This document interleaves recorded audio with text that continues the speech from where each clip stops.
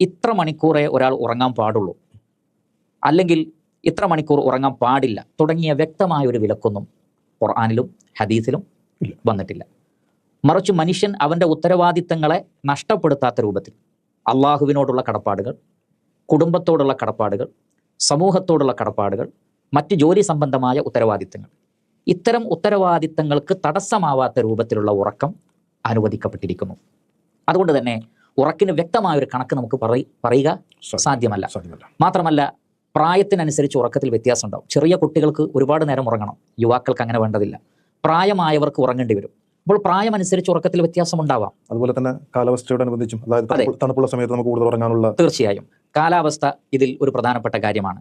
ചൂടുള്ള കാലത്തും തണുപ്പുള്ള കാലത്തും ഉറക്കത്തിന്റെ അളവിൽ വ്യത്യാസം ഉണ്ടാകും. അതേപോലെ തന്നെ ചില ആളുകൾക്ക് രാത്രിയാണ് ഡ്യൂട്ടി എങ്കിൽ അവർക്ക് പകൽ കൂടുതൽ ഉറങ്ങേണ്ടി വരും. പകൽ നന്നായി ജോലി ചെയ്യുന്ന ആളുകൾക്ക് രാത്രിയിൽ കൂടുതൽ ഉറങ്ങേണ്ടി വരും. അപ്പോൾ ഓരോരുത്തരെയും സാഹചര്യം അനുസരിച്ച് അവർക്ക് ഉറങ്ങാം. നമ്മൾ ശ്രദ്ധിക്കേണ്ടത് ഇത്ര മാത്രമാണ്: 5 വക്ത് നമസ്കാരത്തെ ബാധിക്കുന്ന രൂപത്തിൽ ഉറങ്ങാതിരിക്കുക.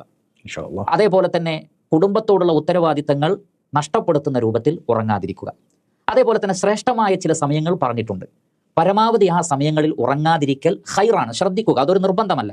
ഉദാഹരണത്തിന് സുബഹിക്ക് ശേഷമുള്ള ഉറക്ക് നബിയും സ്വഹാബികളും വെറുത്തിരുന്നതായി കാണാം. മറിച്ച് സൂര്യൻ ഉദിച്ചതിന് ശേഷം അവർ ഉറങ്ങിയെന്നാണ്. സൂര്യൻ ഉദിക്കുന്നത് വരെയെങ്കിലും ക്ഷീണമുള്ള സന്ദർഭത്തിൽ പോലും അവർ ഉറങ്ങാതിരിക്കാൻ ശ്രദ്ധിച്ചു. കാരണം നബി സല്ലല്ലാഹു അലൈഹി വസല്ലം പ്രഭാതത്തിലാണ് ഈ ഉമ്മത്തിന്റെ ബറക്കത്ത് എന്ന് പ്രത്യേകം പറഞ്ഞിട്ടുണ്ട്.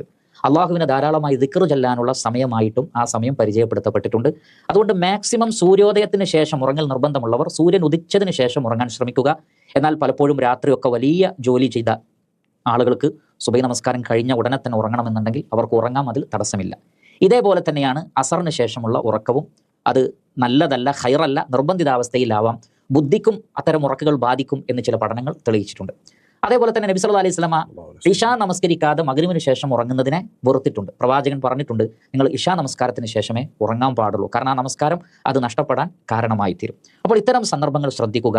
പകൽ സമയത്തുള്ള ഉറക്ക് നമുക്കറിയാം, പരിശുദ്ധ ഖുർആനിൽ അല്ലാഹു സുബ്ഹാനഹു വ തആല പറഞ്ഞത് വമിൻ ആയാതിഹി മനാമുക്കും ബില്ലൈലി വന്നഹാർ, രാത്രിയും പകലുമുള്ള നിങ്ങളുടെ ഉറക്കം അള്ളാഹുവിന്റെ ദൃഷ്ടാന്തത്തിൽ പെട്ടതാണ്.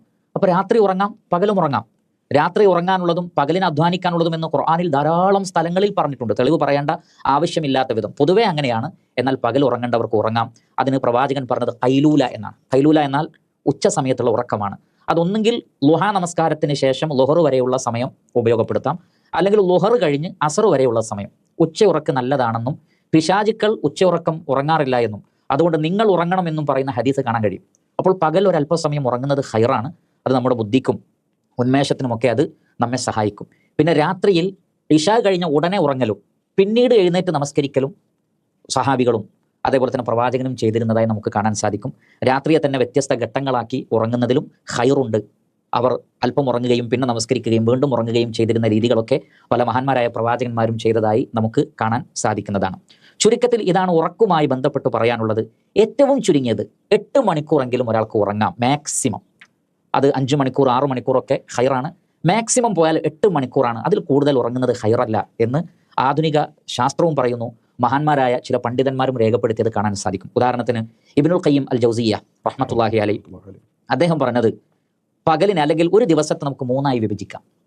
8, 8, 8, 24 മണിക്കൂർ. അദ്ദേഹം പറയുന്നത് 8 മണിക്കൂർ നിങ്ങൾ ദുനിയാവിന് വേണ്ടി അധ്വാനിക്കുക. നമുക്കറിയാം ഇന്ന് സാധാരണ നിലക്ക് ഒരു ജോലി ടൈം കമ്പനികളും മറ്റൊക്കെ ഒരു സ്റ്റാൻഡേർഡ് ടൈം എന്ന് പറയുന്നത് 8 മണിക്കൂറാണ്. 8 മണിക്കൂറാണ്. അതേപോലെ തന്നെ ബാക്കി 8 മണിക്കൂർ നിങ്ങൾ പഠിക്കാനും ഇബാദത്തുകൾക്കും ഉപയോഗപ്പെടുത്തുക. ബാക്കി 8 മണിക്കൂർ നിങ്ങൾ ഉറങ്ങാം. അത് രാത്രിയിലും പകലുമായി വിഭജിച്ച് ഉറങ്ങാവുന്നതാണ്. ഈ രീതി പല ആളുകളും പറഞ്ഞു കാണുന്നു. അല്ലാഹു അലം. ചുരുക്കത്തിൽ ഞാൻ നേരത്തെ സൂചിപ്പിച്ചതാണ് അതിൻ്റെ അസ്ല്. അള്ളാഹുവിനോടുള്ള ബാധ്യതകളും സൃഷ്ടികളോടുള്ള ബാധ്യതകളും മുടങ്ങാത്ത രൂപത്തിലും ആരോഗ്യത്തെ ബാധിക്കാത്ത രൂപത്തിലുമുള്ള ഉറക്ക് നല്ലതാണ്. കൂടുതൽ ഉറങ്ങിയാൽ അത് രോഗങ്ങൾക്ക് കാരണമായി തീരും, ബുദ്ധിശക്തി കുറയാൻ കാരണമായി തീരും, അലസതയും മടിയും ഉണ്ടാക്കുമെന്ന് പണ്ഡിതന്മാരും ആധുനിക പഠനങ്ങളും തെളിയിക്കുന്നു എന്ന കാര്യത്തിൽ സംശയമില്ല.